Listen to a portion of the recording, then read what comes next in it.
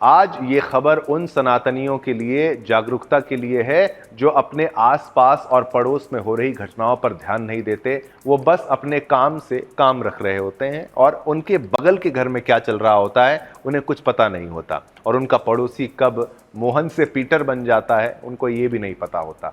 हिंदू से ईसाई बन जाता है ये वो नहीं जानते हैं ऐसा कब होता है, उन्हें पता तक नहीं चलता। जी हाँ, आजकल सनातनियों के साथ ऐसा ही कुछ हो रहा है और ज़्यादातर लोगों को खबर तक नहीं होती है। लेकिन आज जनमत में हम आपको इस खबर से खबरदार करेंगे और बताएंगे ईसाई धर्मांतरण के नेटवर्क मार्केटिंग के बारे में। नेटवर्क मार्केटिंग का नाम सुनकर आप समझ ही गए होंगे कि क्या चल रहा है। आप एक को जोड़ो और वो दो अन्यों को जोड़ेगा, यानी आप मार्केटिंग की चेन बनाते हैं, उसका तात्पर्य उससे है। वो दोनों दो अन्य को जोड़ेंगे और लोगों को लाएंगे। ऐसा ही होता है ना नेटवर्क मार्केटिंग में, जैसा कि आप मेरी बातों से सुन रहे हैं। उसी तर्ज पर सोचिए धर्मांतरण हो रहा है, लेकिन यहाँ पर नेटवर्क मार्केटिंग का मतलब बिजनेस नहीं है, उससे कहीं बड़ा मुद्दा है। जी हाँ, यहाँ नेटवर्क मार्केटिंग की तर्ज पर ईसाई धर्मांतरण कराया जा रहा था हमारे हिंदुओं का, और हिंदू से ईसाई बने दंपत्ति भोले भाले हिंदुओं का धर्मांतरण कराते हैं और नए नए ईसाई बने हिंदुओं को दो और हिंदुओं को ईसाई बनाने का टारगेट भी दे देते हैं। इस टारगेट के बदले उन्हें अच्छी खासी रकम और उन्हें कई अन्य तरह के लालच भी दिए जाते हैं। अब आपको सबसे पहले बता देते हैं कि यह पूरा मामला क्या है और कहां का है।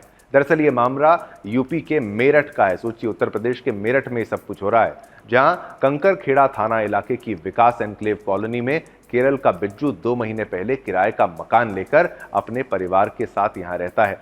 यहां वो हर रविवार को प्रार्थना सभा का आयोजन करता था। इस दौरान बड़ी संख्या में लोग सुबह से लेकर शाम तक इस मकान में आते रहते थे। एक दिन ऐसे ही प्रार्थना सभा चल रही थी कि अचानक पुलिस ने छापा मारा और प्रार्थना सभा में 40 से अधिक महिलाएं और बच्चे मिले। यहाँ लोगों को धर्मांतरण, यहाँ जो है उनका धर्मांतरण कराया जा रहा था, लोगों का ब्रेन वॉश किया जा रहा था, और पादरी बना बीजू हिंदू देवी देवताओं को गालियां दे रहा था। अब आप सोचिए कैसे गालियां दे रहा था, वो भी आपको ग्राफिक्स के माध्यम से समझाने का प्रयास करेंगे।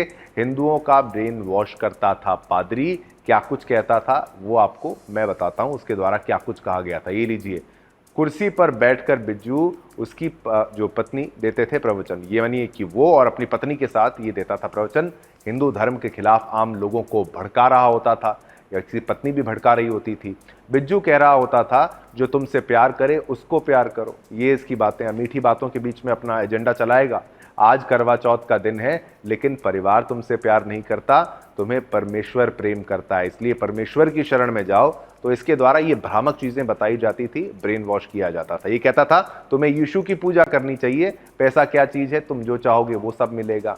ये एक और लालच, तुम्हारे देवता क्या दे पाए हैं आज तक तुम्हें, समाज में तुम्हें इज्जत तक नहीं मिलती, ऐसी ऐसी लाइनें बोली जाती हैं। यीशु की शरण में चले आओ, यहाँ सब कुछ मिलेगा तुम्हें। ये सोचिए, ये जो भ्रामक बातें हैं, ये ऐसे ऐसे स्टेटमेंट्स देके भोली भाली जनता को और ख़ास तौर पर गरीब लोगों को ऐसा बेवकूफ़ बनाते हैं। किसी को पैसे की मजबूरी होती है, किसी के पास कोई उसको बीमारी का कारण होता है, इस तरीके से ये लोग कुछ इस तरीके से सोचिए। भोले भाले पादरी जो हैं, भोले भाले लोगों को ये पादरी हिंदुओं को खास तौर पर उनके देवी देवताओं को अभद्र भाषा बोलकर उनको किसी न किसी तरीके से अपने जाल में फंसा लेते हैं। तो इसी में से किसी जागरूक हिंदू भाई ने पुलिस को सूचना दे दी और मौके पर पहुंची पुलिस ने दोनों पति पत्नी को गिरफ्तार भी कर लिया है। ये तो हो गया पूरा मामला, लेकिन आप सोच रहे होंगे कि इसमें नेटवर्क मार्केटिंग जैसा क्या था।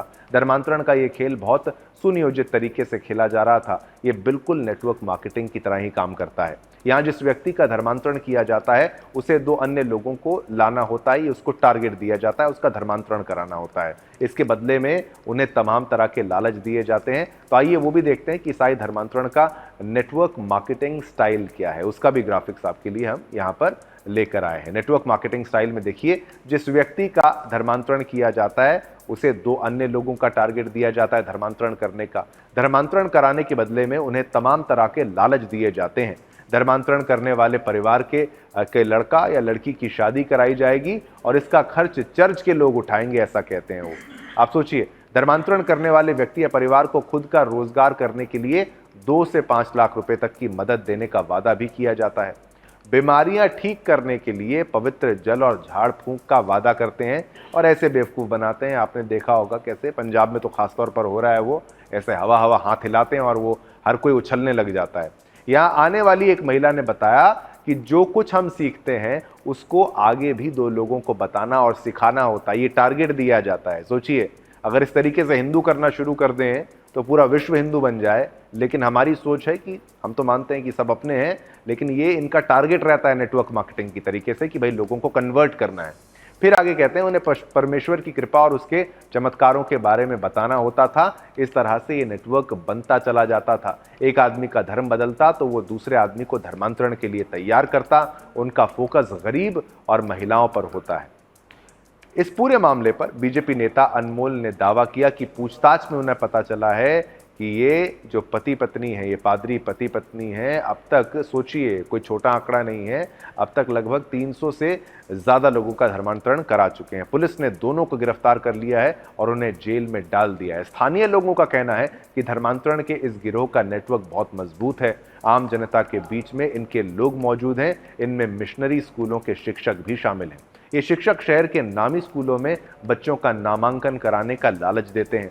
ये गरीब और महिलाओं को अनाज एवं दवाएं देकर झांसे में लेकर और फिर उनका ब्रेन वॉश करते हैं। अब सवाल उठता है कि धर्मांतरण की हो रही इन घटनाओं से हिंदुओं ने क्या सीखा। अब तो हिंदुओं को जागरूक हो जाना चाहिए और उनके साथ कौन क्या कर रहा है उन्हें पता होना चाहिए। उन्हें अपनी संस्कृति और संस्कारों से जुड़े रहना चाहिए, वरना ईसाई मिशनरी और जिहादी मिलकर पूरे सनातन धर्म को बर्बाद करने के अपने मंसूबे में कामयाब होते हुए आपको नजर आएंगे अगर इसको रोक नहीं दिया गया।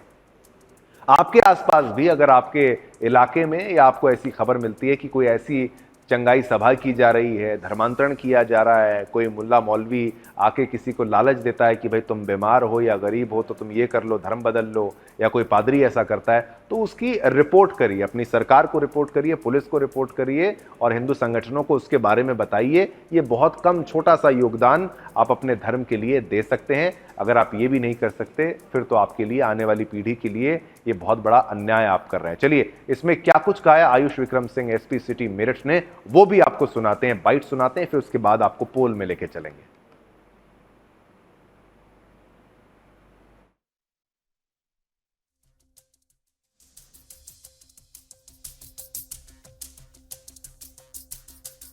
की तरफ से क्या कुछ कहा गया वो आपको बता देते हैं।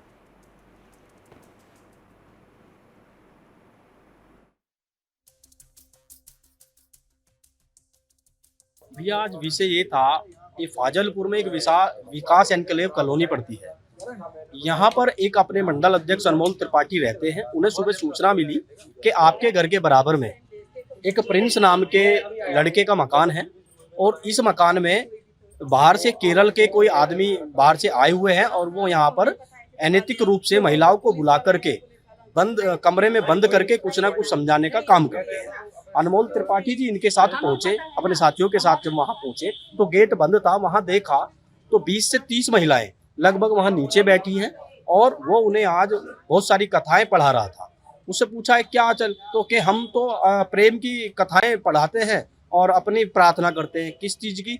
कि वो जब इस समय कथाएं पढ़ा रहा था, वो पढ़ा रहा था कि आज करवा चौथ का आज एक बहुत बड़ा पर्व हमारे देश में मनाया जाता है, हमारे धर्म में मनाया जाता है कि अपने परिवार को छोड़ दो, अपने बेटों बेटियों को छोड़ दो, अपने पति को छोड़ दो, जो तुमसे प्रेम करे, जो तुमसे प्यार करे उसको अपनाओ। और ऐसे ही हमारे धर्म में है, हम आपकी बीमारियां सब दूर कर देंगे, आप हमारे धर्म को अपनाओ। इस तरह से एक बहुत बड़ा षड्यंत्र ईसाईकरण इस देश में चल रहा है। इसी क्रम में मेरठ में भी ये देखने को आज मिला। जब उससे हमने कड़ाई से पूछताछ की तो उसने 300 परिवारों को ईसाई धर्म अपनाने की बात स्वीकार की उसने वहीं सुबह। उसके बाद फिर उसे पुलिस को हमने सूचना दी, उसे पुलिस को हमने कस्टडी में दिलवा दिया है। कंकरखेड़ा थाने में वो है, उसके खिलाफ हमने तहरीर दी है और हमारी मांग भी यही है, ऐसे जो भी इसके साथ और भी लोग हैं पूरे गिरोह की जांच होनी चाहिए और इसके खिलाफ जितने भी परिवारों को किस तरह का लालच देकर के इन्होंने हिंदू धर्म से ईसाई धर्म में कन्वर्ट करने का जो काम किया, इनके खिलाफ जो सख्त से सख्त कार्रवाई हो वो करनी चाहिए। चलिए, इसी खबर पर पोल के माध्यम से आपसे जो प्रश्न पूछा वो आपको बता देते हैं कि धर्मांतरण के खिलाफ एक होंगे सनातनी, ये हमारा प्रश्न है। 94% लोग कह रहे हैं हाँ, 6% लोग कहते हैं ना। बहुमत ये मानता है कि हाँ एक हो जाएंगे, 6% अभी भी यकीन नहीं करते और होना तो चाहिए ही।